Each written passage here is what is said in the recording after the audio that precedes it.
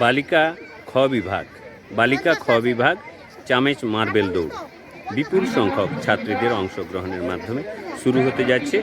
ক বিভাগের মতো খ বিভাগেও পরিচালক এবং ভারপ্রাপ্ত শিক্ষক শিক্ষিকারা অত্যন্ত বিভ্রান্ত। এই বিরাট সংখ্যাকে কিভাবে নিয়ন্ত্রণ করবেন তা সমাধান করার জন্য